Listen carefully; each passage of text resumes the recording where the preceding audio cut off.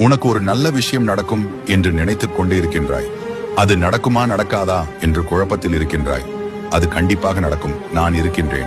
உன்னை விட்டு போனவர்களை நினைத்து வருந்தாதே. உனக்கு யாரும் ஆறுதலாக இல்லை என்று வருத்தப்படாதே. கண்களை மூடி சிவனே என்று ஒரு முறை அழைத்தால் உடனே வருவேன். உன்னை விட்டு விலகவும் மாட்டேன். வாழ்க்கையில் எல்லாம் எப்பொழுதும் ஒன்று போல் இருப்பதில்லை. காலம் மாற எல்லாம் மாறும். காற்று விஷமாக மாறி கழுத்தை நெருக்கும் நிலை வந்தாலும் கலங்காதே. நீ கலங்குவதை பார்த்து என் மனம் துடிக்கிறது. இனிமேல் உன்னை கலங்க வைக்க மாட்டேன். என் ஈசன் உதவி செய்வான் என்று நம்பிக்கையோடு இருக்கும். உன்னை கைவிட மாட்டேன்.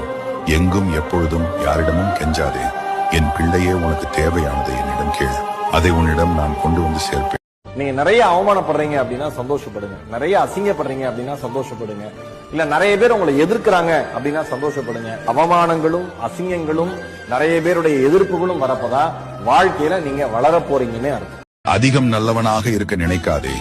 உன்னை நடிகன் என்று சொல்லிவிடுவார்கள். அதிகம் அன்போடு நடந்து கொள்ளாதே. அடிமையாக்கி விடுவார்கள். அதிகம் பொறுமையுடன் நடக்காதே. பைத்தியமாகும் வரை விடமாட்டார்கள். வெளிப்படையாக இருந்து விடாதே. பலர் உன்னை வெறுக்க நேரிடும். எல்லோரையும் நம்பிவிடாதே. ஏமாற்ற பலர் இருக்கிறார்கள்.